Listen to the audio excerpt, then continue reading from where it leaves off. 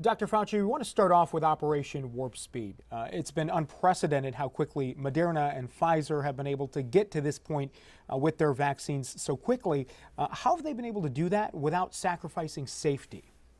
Well, I think it's important for people to understand that the speed with which this occurred, as you're alluding to, was not compromising safety whatsoever, nor compromising scientific integrity.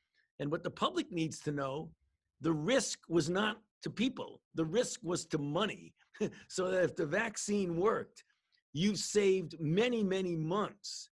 If the vaccine doesn't work, then you've lost a lot of money.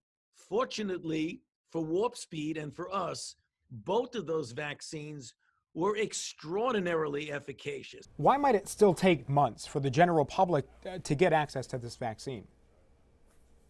Well, because when you have the availability of doses, they're coming in a rolling fashion. Like at the end of December, we will have 25 of Pfizer and 15 millions of Moderna for 40 million doses for 20 million people. By the time you get to the middle or end of the second quarter, namely April, May, June, July, that the people in the general public will be able to get vaccinated. But in between now and then, what's your projection on how many people may get sick or even die?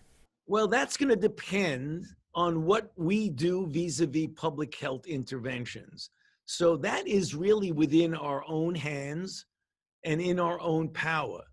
So we can never, ever forget wearing masks universally, keeping physical distance, avoiding crowds in congregate settings, particularly indoor, doing things outdoors, preferentially over indoors, washing your hands. They seem very simple, but those are the things that prevent the surges that we're seeing now. How much credit do you think the Trump administration gets for Operation Warp Speed?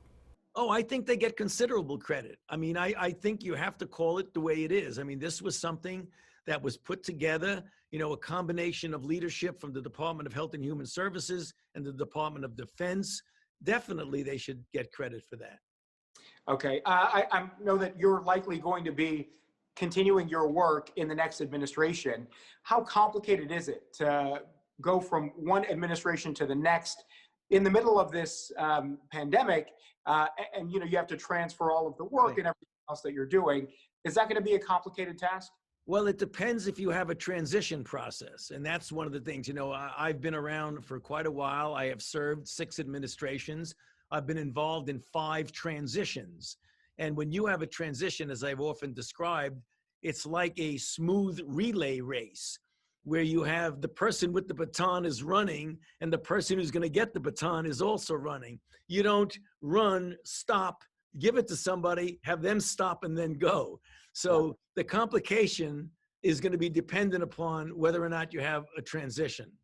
So are you a little concerned with what you're seeing now? Because there is no transition at this point. Yes, I would prefer that there be a transition process so that we can hand over to the people who would be coming in the kinds of information.